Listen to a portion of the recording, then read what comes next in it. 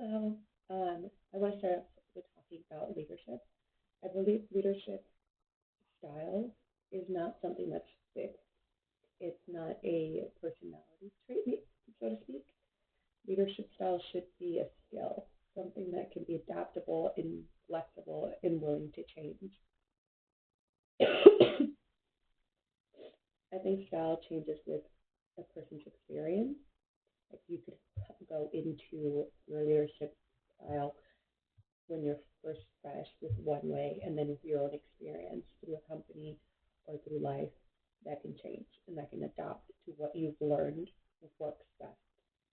I also think it changes with feedback. If you're open to that, if you're willing to hear what your team needs or what your team thinks would work best, I think that feedback helps a lot in how leaders change and adapt. Self awareness is a really big one as well.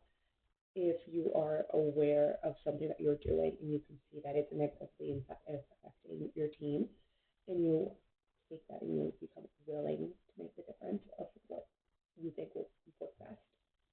And I think that makes for a good leader, someone that is willing to adapt and someone that's willing to grow with their team. Especially if you're working in a company where you're not working with a set team, it's important to realize that not every team will work best with the same approach. It's not a one size fits all kind of situation. Um, sorry, I believe situations change. If your company or your team is in a critical mode, then one specific leadership style might work best in that specific situation.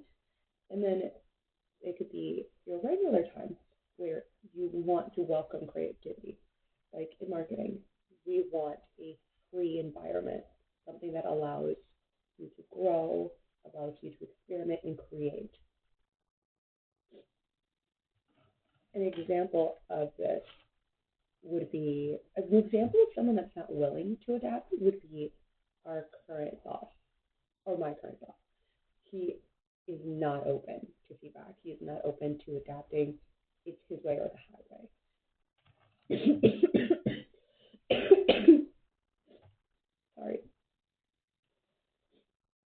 The issue isn't adaptability. I think the issue is the willingness to grow and the willingness to hear what other people have to say. If you don't have the self awareness, then you need to be able to hear, accept feedback from other people, even if it isn't your team itself, if it's a mentor or another leader. You need to be you need to be able to have open ears so that you can grow as a leader. If not, then you're going to be stuck, unfortunately.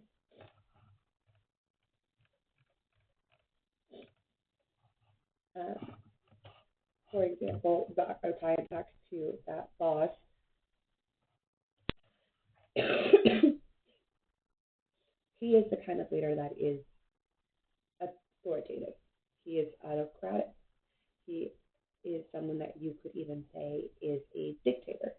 He controls everything from the very top as our manager and other leader to the very, very bottom of like the janitors and what they do.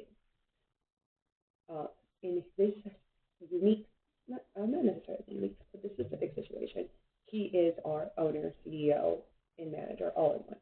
He is the authority. There is no one above him. So he has, like we were talking about adaptability and leadership, he has no adaptability. He does no wrong in his eyes. And that creates a very toxic and difficult situation to be in because he shows very heavy narcissistic traits. He believes he is always right.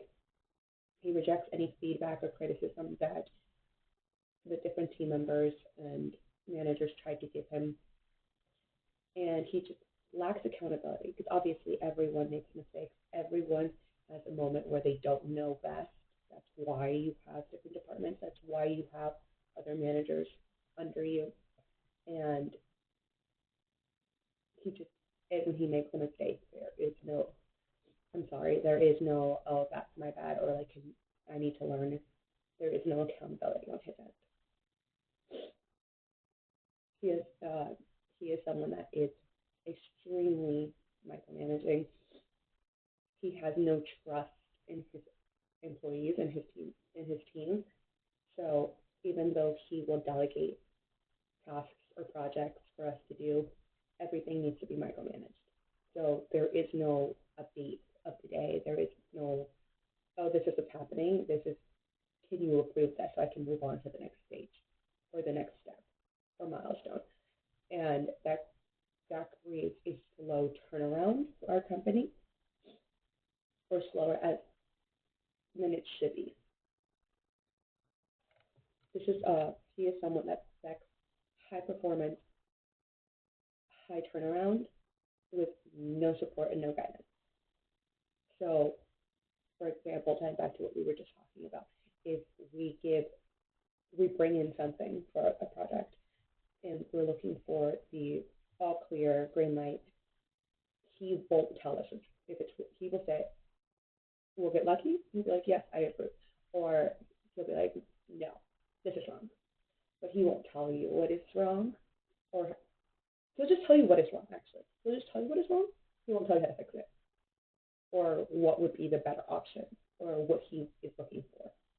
And if you ask too many questions, then it's his favorite, right? Whatever, I'll do it myself.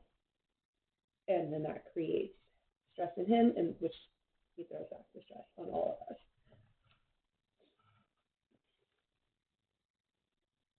His key traits would be someone controlling. He's very ego driven. He wants to be the best, and he wants his company to be seen as the best. He has a high IQ and a low EQ. So he doesn't have a lot of emotional intelligence, and he's not very aware.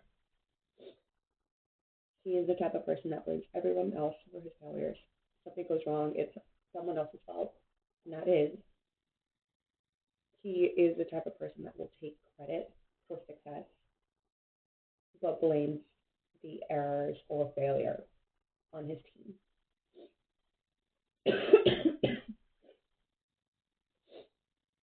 Another big key trait would be communication. He has low communication skills.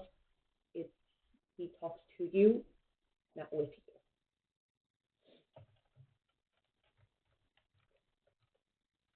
I would describe his style as toxic, fear-based leadership. It's very much a dictatorship. You go into work, you hope for the best, but you fear that he's in a bad mood, or you fear that all of your progress is going to be rejected. He's the kind of leader that focuses on authority. That's like, I'm above you, you have to listen to me. There is no respect involved. Because unfortunately, none of us respect.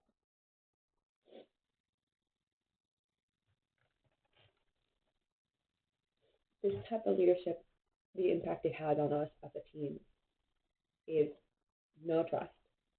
We have no trust in the decision he's going to make, or what we think is best. There's very low motivation as well, because even if we try our best, it's never going to be enough. Which we do try our best, obviously. But it creates a low trust, low motivation environment, which is very difficult to create if you are creating marketing for different companies. It very much has reached a stage where, unfortunately, a lot of our team members have reached the burnout and they no longer want to continue, and they're trying to jump ship because they have no loyalty to the company, because our manager has not created that environment for them. I feel like, as a personal reflection, I feel like no matter how hard or how much work is put in or how much overtime, it will never be enough. And he will never treat us like it's enough, and he will never respect us.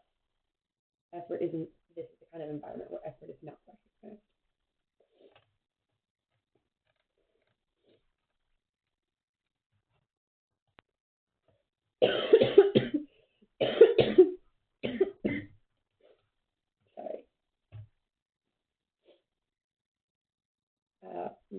would like to move on to talk about task-oriented versus people-oriented. Task-oriented leadership is you have clear expectations, strong structures, and efficient deadlines. So a strong foundation for leadership. The drawbacks about this is that unfortunately there are times where it feels cold or impersonal.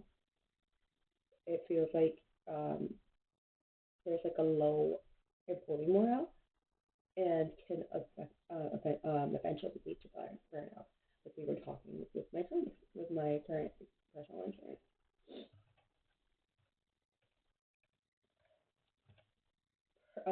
People-oriented leadership helps to build trust, loyalty, motivation. It leads to people wanting to work for you and to help you succeed because there is a connection there. There's a higher job satisfaction and a higher morale connected. The drawback is that there can be a lack of structure overall in the team or company, and there may be a slow decision-making process because there's too many people to think about before you make a decision.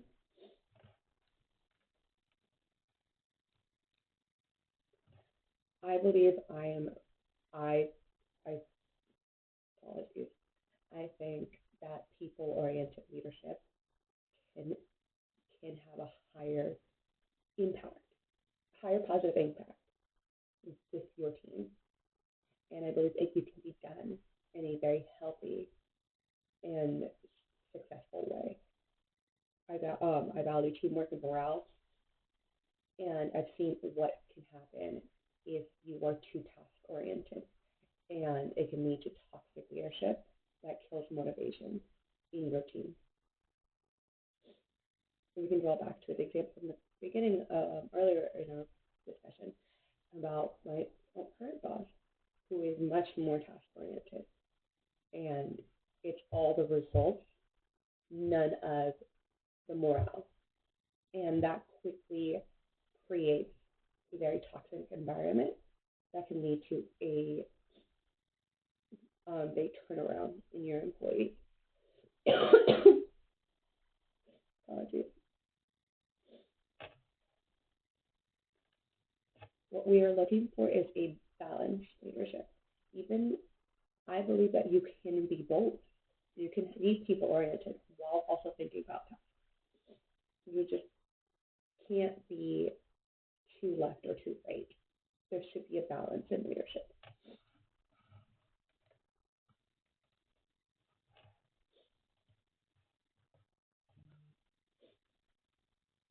I believe that when it comes to leadership, you need to be self-aware. Like we were talking about with my boss, there is no self-awareness. He doesn't care and he's not willing to look around him. So to be a good leader, I believe you need to have a strong sense of self-awareness. You need to know what your strengths are, what your weaknesses are, and how both of those things impact the people around you and the people that work for you and with you.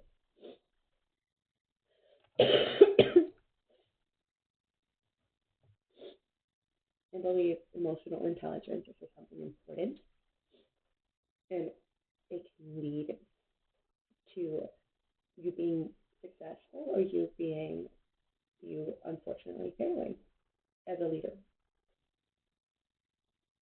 Communication style is also really important. How you communicate with your team, how you communicate with your higher ups. It's how you present yourself, how you come across. You need to be able to communicate clearly, but also have a sense of self in the way you communicate so that people know how to tie you. I believe that it can lead to better decision making if you know who you are and where you stand. I believe that leads to a more aware of your decisions and how that's going to impact your people around you. I believe if you are